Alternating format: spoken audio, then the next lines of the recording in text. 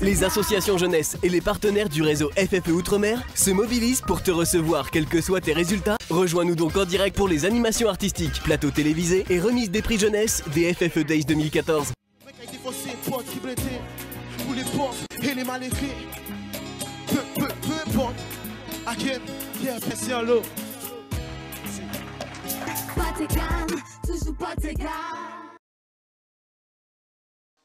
Voilà donc de retour ici Yann pour cette émission FFE Days. Nous sommes dans le cadre du Before FFE Days, c'est-à-dire la première des 3 journées d'animation avec des intervenants de poids. Tout à fait Nico, on est sur ce plateau et à la veille du forum des futurs étudiants, le FFE Days. Effectivement, nous avons avec nous des partenaires qui sont essentiels au logement et à l'information. Donc nous allons commencer tout de suite avec Monsieur Létang qui représente le CRIJGOA, l'association CRIJGOA qui gère le Centre régional d'information jeunesse. Alors bonsoir Monsieur Létang. Bonsoir, je vous remercie. Effectivement, le Centre régional d'information jeunesse est, comme son nom l'indique, habilité à apporter de l'information pour les jeunes. Donc je dis bien de l'information parce que souvent on vient nous voir en nous demandant quelle formation nous proposons. Nous ne faisons pas de formation, mais de l'information. Mais de l'information sur tous les sujets qui peuvent concerner les jeunes. Donc, une manifestation comme le FFE nous intéresse au premier chef, puisque là, nous sommes amenés à apporter des informations très diverses aux jeunes qui ont réussi ou qui ont échoué au bac, pour qu'ils puissent organiser leur vie au-delà de ces résultats. Donc, nous serons présents dès demain. Nous aurons un stand où nous pourrons proposer aux jeunes des informations sur les filières de métier, sur les filières de formation également. Pour ceux qui n'ont pas réussi, comment ils peuvent changer leur fusil d'épaule et faire quelque chose qui les intéresse peut-être plus que les études classiques, puisqu'il n'y a pas que les études classiques qui permettent de se réaliser dans la vie. Et puis également apporter des informations sur le logement, sur également le départ. Certains aiment bien partir, par exemple, dans la Caraïbe pour faire une année dans un pays anglophone. Et là, nous avons une collaboration avec le Community College de la Barbade. Et là aussi, nous pouvons donc aider les jeunes à partir pour une année scolaire là-bas. Nous pouvons les aider aussi dans le cadre des dispositifs européens, également leur apporter de l'information sur tous ces dispositifs. Donc, demain, nous serons présents et nous allons pouvoir proposer l'ensemble de ces services aux jeunes. Également, d'ailleurs, j'oubliais d'en parler, mais c'est extrêmement important. Nous avons la chance d'animer les 2 cyberbus de la région, donc qui seront présents demain, et qui ont aussi la possibilité d'aller tout au long de l'année dans l'ensemble des communes de la Guadeloupe, apporter de l'information non seulement sur le multimédia, mais sur comment utiliser l'informatique et le multimédia dans ces activités quotidiennes, et également savoir comment apporter de l'information générale et sur tous les sujets auprès de toute cette population. Voilà, on a compris que c'est très important. En plus, les jeunes, ils maîtrisent bien Facebook, ils maîtrisent très bien les réseaux sociaux. D'ailleurs, Forum Futur Étudiant a également une page fan, c'est FFE Outre-mer, Nicolas, où on peut trouver toutes les informations relatives à ces émissions et aussi les dispositifs qui sont mis en œuvre. Alors n'hésitez pas, ceux qui ne peuvent pas venir aujourd'hui peuvent avoir aussi accès à cette information sur le FFE Outre-mer, le Facebook FFE Outre-mer. Et puis sinon, Nico, nous avons aussi d'autres partenaires qui sont présents aujourd'hui, notamment le PAEJ. Cette fois-ci, je pense que je n'ai pas fait d'erreur. Il s'agit de l'intervenant juste à ta droite à qui on peut passer le micro pour justement nous présenter le PAEJ ainsi que le CLAJ qui fait aussi des actions, notamment en matière de logement jeunesse. On vous écoute. Comment transmettre cette information à ces jeunes qui sont actuellement en train de suivre cette émission? Tout d'abord, bonsoir à tout le monde. Donc, je représente l'association Accord par le biais de 2 dispositifs. D'abord, le CLAJ. Le CLAJ, c'est quoi? Donc, c'est le comité local pour le logement autonome des jeunes. Donc, c'est-à-dire, on fait l'insertion par le logement pour les jeunes, pour un public jeune de 18 à 30 ans. Donc, à ce niveau, on les accueille, on les informe sur les conditions pour avoir accès à un logement autonome. Donc, il faut savoir que même si certains jeunes ont la volonté d'avoir un logement, mais ils n'ont pas encore, des fois, la maturité. Donc, quand ils viennent chez nous, donc ils s'inscrivent, mais il y a certaines obligations. Par exemple, ils doivent participer à un atelier permis de louer. Qu'est-ce que c'est cet atelier? Ça les informe sur les droits et devoirs du locataire. Donc, c'est là où vraiment le jeune prend conscience de tout ce qu'il aura à faire quand il sera dans son logement, quand il aura sa clé. Donc c'est vraiment très important. Après, il y a aussi une évaluation sociale faite par un assistant de service social qui va aider le jeune à voir s'il est vraiment prêt pour entrer dans un logement. C'est-à-dire qu'on ne veut pas non plus qu'un jeune entre dans un logement qui après il y ait des problèmes d'impayés, tout ça. Il faut vraiment que il soit prêt. Parce qu'on ne veut pas non plus que le jeune commence dans sa vie active, on va dire, avec des problèmes à ce niveau-là. Donc il faut savoir que les jeunes qui viennent au CLAJ, donc ils doivent être dans une démarche d'insertion sociale professionnelle. C'est-à-dire, soit ils sont étudiants, soit ils sont en formation, ou soit jeunes travailleurs. Voilà.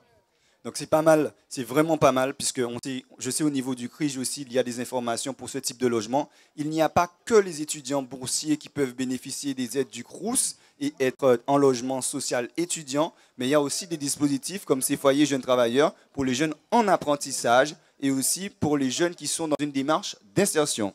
Voilà, exactement. C'est un peu différent des foyers de jeunes travailleurs. Mais en tout cas, les jeunes travailleurs peuvent venir nous voir, parce qu'il faut savoir que dans la constitution du dossier, quand le dossier est bon, tout de suite, il y a le dossier d'allocation logement qui est fait avec la CAF. Donc, ils sont vraiment aidés à ce niveau-là. Et au cas où le jeune a un problème, on peut toujours l'accompagner, justement. Il n'est pas lâché, en fait. Même s'il est dans un logement autonome, il y a une équipe qui est là, il y a l'assistant de service social qui est là, qui peut l'accompagner en cas de difficulté passagère. Voilà.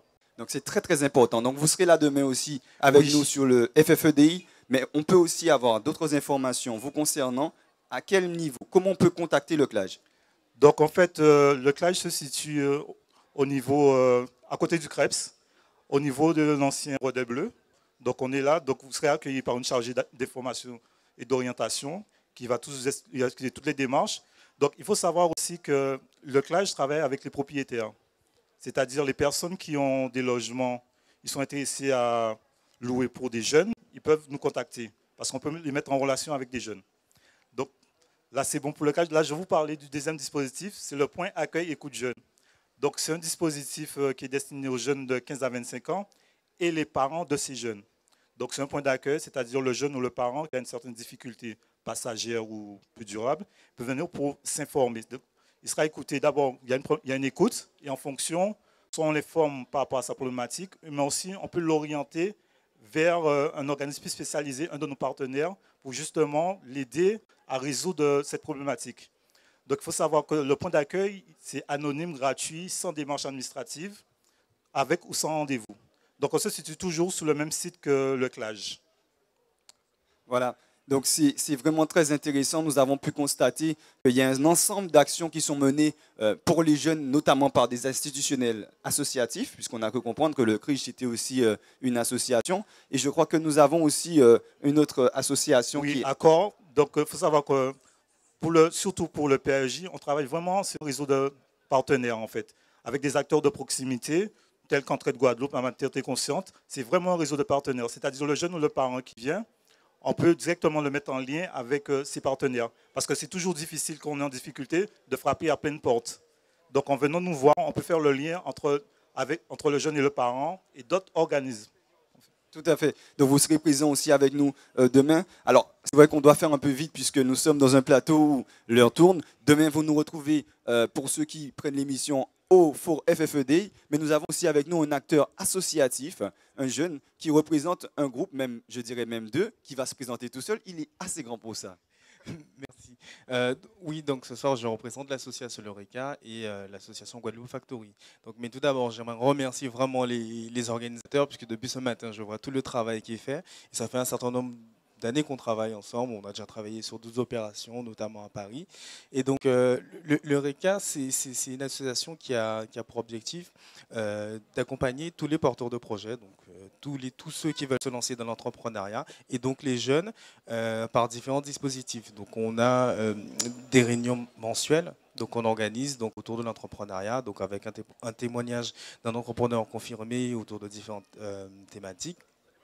Ensuite, on a des actions de formation, donc on a des ateliers qu'on fait certains après-midi ou aussi des petits déjeuners autour de ces sujets. L'idée est de dire que finalement, c'est possible avec du travail, de l'acharnement aussi bon, un peu de talent, parce que quand même pour se lancer, il faut le faire. Donc c'est ce message positif qu'on veut passer. Bien entendu, je pense que les examens sont importants, il faut travailler. Donc je profite pour envoyer encore ce message à ceux qui ont passé ou ont eu les résultats. Et notre message aussi est de dire effectivement de ne pas abandonner, que même en cas d'échec, il faut continuer. Et en tant qu'entrepreneur, c'est ça aussi très souvent, voilà, on a un très beau contrat, mais on a un partenaire qui nous lâche au dernier moment, on a des difficultés, mais il faut continuer à se battre parce que rien n'est donné dans la vie, donc c'est le message qu'on aimerait faire passer à tous les jeunes, et donc on sera présent donc les prochains jours pour pouvoir échanger notamment sur notre expérience à l'international pour ceux qui veulent partir faire des études, que sais-je, à Miami ou en Floride ou autre, donc on sera présent. Très bien. Ben, effectivement, pas mal d'acteurs associatifs qui sont avec nous aujourd'hui. Je vois déjà des activités qui se préparent aussi sur le plateau. Demain, il y aura encore pas mal de choses. Si vous ratez cette émission, vous pouvez trouver toutes ces informations sur FFE Outre-mer, la page Facebook. En tout cas, on vous attend nombreux sur le forum des futurs étudiants. Et merci beaucoup. On se retrouve. À bientôt. Les associations jeunesse et les partenaires du réseau FFE Outre-mer se mobilisent pour te recevoir quels que soient tes résultats. Rejoins-nous donc en direct pour les animations artistiques, plateaux télévisés et remise des prix jeunesse des FFE Days 2014. Pas